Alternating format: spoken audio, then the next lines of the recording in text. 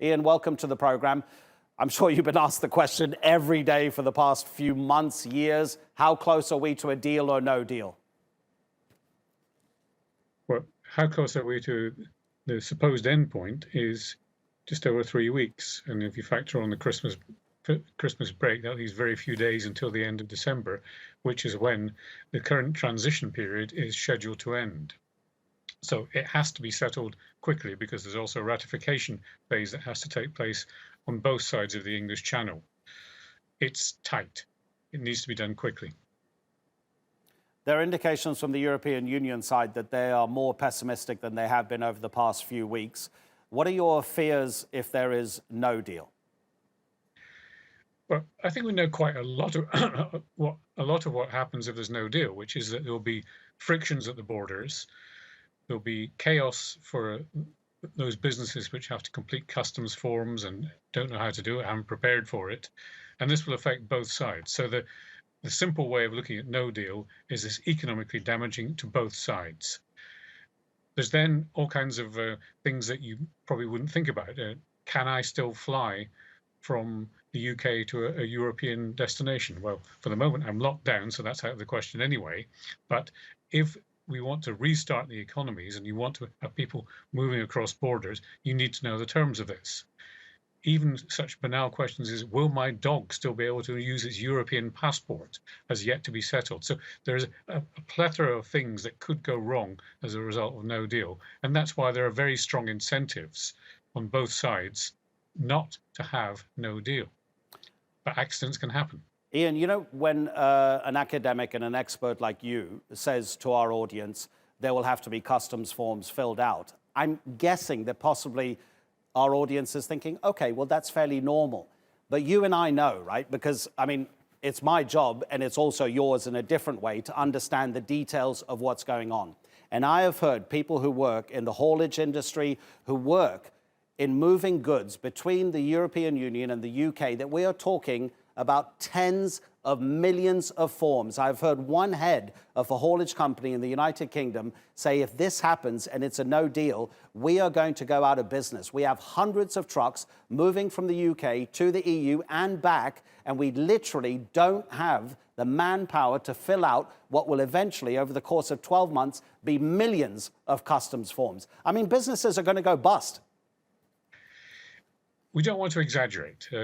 A lot of this can be done online. You do it once, you set up the pro forma on your computer and you just fill in the details for the next time. So I think you can read some exaggeration into some of these fears that are being expressed, not least because business is very, very concerned to have a deal and therefore to avoid this kind of friction. But it's undeniable that there will be frictions. There'll be paperwork to be completed. There'll be more checks at the borders. All these things which are negative for exchange. Indeed, the whole thrust of world trade arrangements over recent years has been to do away with such frictions precisely because it's in everybody's interests. So we're walking on fire here, and we're concerned that this will have damaging effects, not just between the UK and the EU, but within the UK, because it could mean that there are greater frictions between Great Britain, the island, and Northern Ireland, the smaller island.